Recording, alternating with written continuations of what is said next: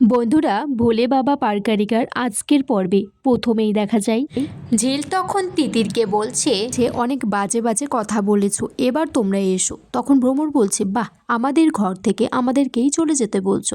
তখন ঝিল বলছে, আমি তোমাদের ঘর থেকে বার করে দেওয়ার কে? তোমাদেরকে এই ঘর থেকে চলে যেতে বলছি তার কারণ তোমরা এখানে যতক্ষণ থাকবে এরকম বাজে বাজে কথা বলবে। তিতির তখন বলছে, হ্যাঁ হ্যাঁ চল, আজকে তো এমনিতেও বাসর রাত, কাল তো ফুলশয্যা, সবাই তাদের বাসর রাতে আনন্দ করে নাচ গান করে আর তুমি ঘুমাবে। তখন সেখানে সুদর্শনা আসে আর বলছে, তোরা কেন আজে বাজে কথা বলছিস? তখন সুদর্শনা তিতিরকে বলছে, বয়সে তোমার থেকে কিন্তু আমি বড়, গুরুজন হই, তুমি ভবিষ্যতে আমার সাথে এরকম বাজে বাজে কথা বলবে না। সেখানে তখন সাক্ষ্য আসে। ঝিল তখন সাক্ষ্যকে বলে দেয় যে ভ্রমর তার সাথে কেমন ব্যবহার করেছে, কেমন খারাপ খারাপ কথা বলেছে। বলছে, আমি নাকি বিয়ের আগে তোমাকে নিয়ে হোটেলে গেছি, তোমাকে বিয়ের পিঁড়ি থেকে আমি নাকি তুলে বিয়ে করেছি। সাক্ষ্য তখন তিতিরকে বলছে, এই ধরনের বাজে বাজে কথা ঝিলের সাথে বলতে পারিস না। তিতিরকে বলছে, কই এখানে তো ভ্রমর আসেনি, তাহলে তুই এখানে এসে আজে বাজে কথা কেন বলছিস? তখন সুদর্শনা বলছে তিতিরকে, তোমাদের তো অনেক যোগ্যতা, শিক্ষিত, তা এই রকম ব্যবহার কেন করো? বিশাল অহংকার না বিশাল বড় বাড়িতে থেকে? আমার ঘৃণা হয় তোমাদেরকে দেখে। আসলে তোমাদের ব্যবহারটাই তো এই রকম, এটাই তোমাদের আসল পরিচয়। সাক্ষ্য বলছে, তুই শুধু ঝিলকে নয় আমাকেও অপমান করলি, কারণ ঝিল ভাবছে আমি তোদেরকে ভালো করে শিক্ষাই দিতে পারিনি।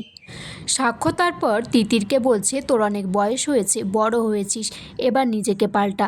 তখন তিতির বলছে, দেখ দাদা ভাই, আমাদেরকে এখানে খালি আসতে বলা হয়েছিল ঘুমানোর জন্য ঝিলের সাথে, তাই এসেছি, চলে যাচ্ছি, দরকার পড়লে ছাদে গিয়ে ঘুমোবো। তখন সুদর্শনা বলছি যে তোমাদেরকে তো চলে যেতে বলছি না। ঝিলও বলছে যে তোমাদেরকে চলে যেতে বলছি না, শুধু তোমরা আমাকে এই ধরনের কথাবার্তাগুলো বলো না। সাক্ষ্য বলছে, তিতির তুই এখানেই থাক।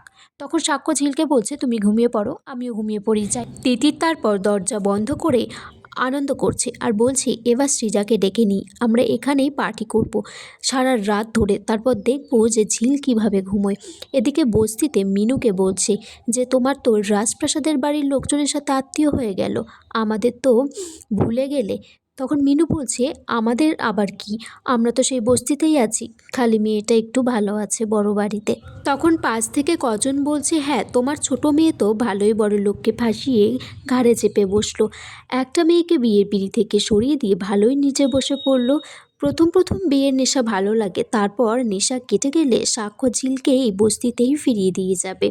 তখন ঝিলের বান্ধবীরা বলছে, আমরা খুব খুশি হয়েছি কাকিমা, ঝিলের জয়, এটা আমাদের জয়। তাছাড়া ঝিল তো ব্যাঙ্গালোর ফিরেই যাচ্ছিল, সাক্ষ্য ডাক্তারবাবু নিজে ঝিলকে এখানে ফিরিয়ে নিয়ে এসেছে আর সবার সামনে নিয়ম অনুযায়ী বিয়ে করেছে।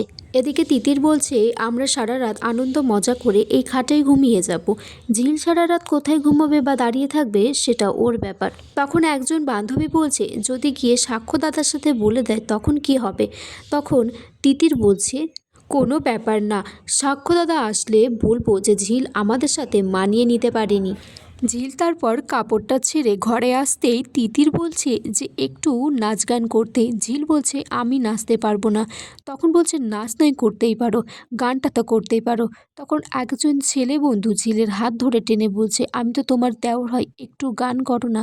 তখন ঝিলটা হাতটা ছাড়িয়ে দিয়ে বলে, একদম অভদ্রের মতো ব্যবহার করবে না। তারপর তিতির বলছে, ঠিক আছে, তোমার নাচ গান কোনোটাই করা লাগবে না, চলো তোমার চোখটা আমরা বেঁধে দিই, তারপর আমরা কানামাছি খেলি। এইভাবে একের পর এক ফন্দি করে ঝিলকে খালি তারা জ্বালাতন করছে।